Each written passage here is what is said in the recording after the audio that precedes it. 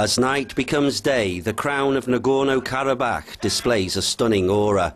It's a poignant reminder for the Azeris who live in Hojavand, described by the UN as a camp for internally displaced people.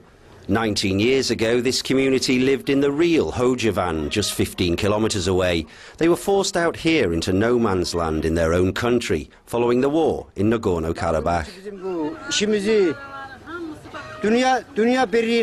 We want the world to know there is injustice here. Our land is there. We are here. We live here normally. The graves of our ancestors are there. We want to go and visit them. Here we have gas, electricity and running water, but our land is there. My tears begin to fall when I see what they've done to Hojala. How is it possible? It drives me crazy when I see those horrible things. My eyes fill up.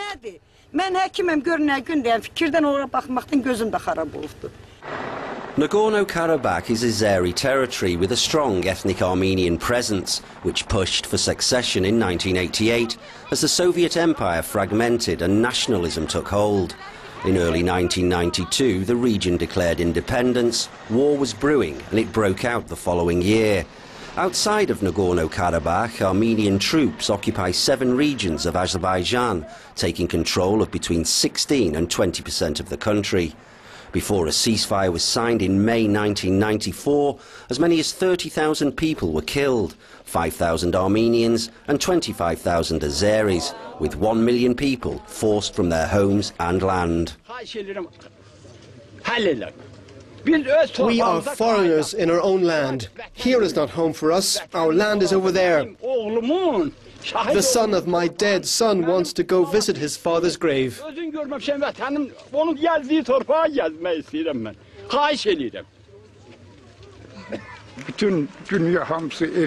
whole world supports the Armenians. As for us, nobody cares. The displaced Azeris see themselves as the forgotten victims of the war. That's despite 4 UN resolutions calling on Armenia to withdraw from the occupied territories.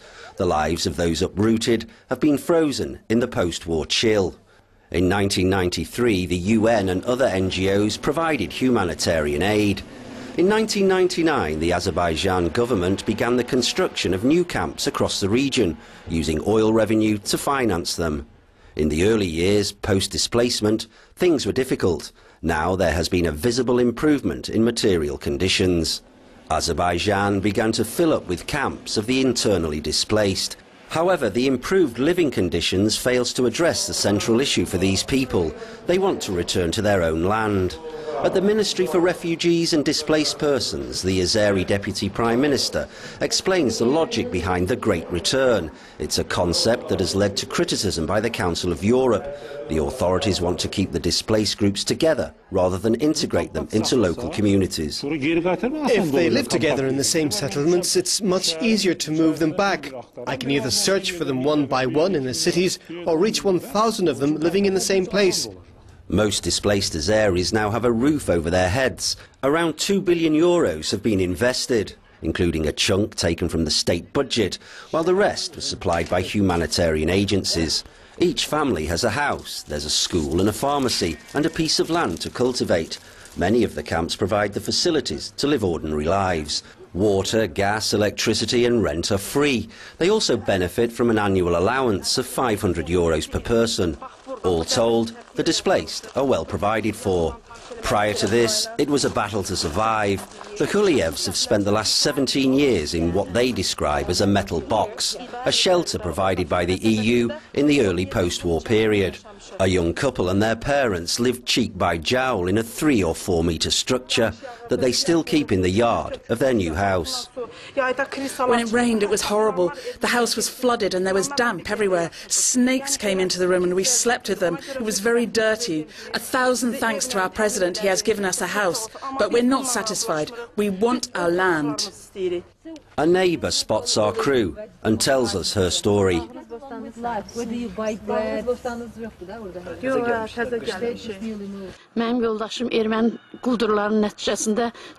My husband died for his country in the Armenian massacre. I left barefoot with my kids. I have 2 boys and a girl. The girl will marry soon, but my sons have been brought up to love their country. They're waiting for President Aliyev's call. Onu elə açlamışam ki, o bugün bizim hörmətli prezidentimiz İlham Əliyevin Ali Başkomandanın əmrini gözləyir. For now, a military option is not on the agenda, and a line stretching some 120 kilometres separates the Armenian and Azeri military. We visited one of the Azeri observation points in the Tatar region. Between the positions are landmines and the Azeri villages destroyed by the occupiers. The ceasefire is often interrupted by rifle fire. The Azeri army say they've responded to 1,300 rounds of sniper fire from the Armenians in 2009 alone. Monitoring the ceasefire violations on the front line of a frozen conflict is difficult for the international community, as nobody can confirm who did what, when or where. The soldiers are young men caught up in a conflict born of history. I would like to study history to learn all about my country's past. Extremism and war have been a feature of the last 2 decades, but the two sides have coexisted in Nagorno-Karabakh for generations. Like this couple. She's Armenian, he Azeri, and they've lived together for 52 years. When war hit, Yenya fled Nagorno-Karabakh with the Azeris. If they had mistreated me in any way, and if I didn't want to live with them, I wouldn't have come here. I would have stayed there. But they're so nice to me. Some call me aunt, others granny. Some even call me mother.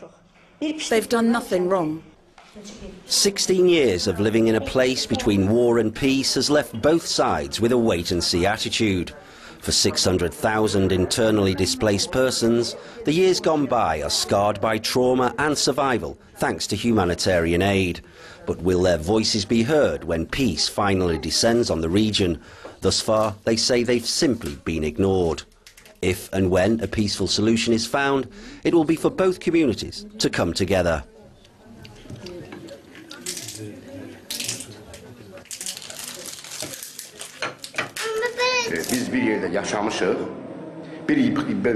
We've lived together and shared the good and bad times. There's no reason why we can't do that again. What interests us is the fact that there have been 4 UN resolutions calling on the Armenian aggressor to stop this unjustified occupation of our lands.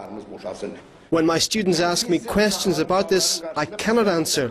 I don't know how. The Azeris claim that a long-lasting attachment to their native land is a distinctive trait among peoples. However, will those born in the settlements have the same passion for Nagorno-Karabakh as their forebears?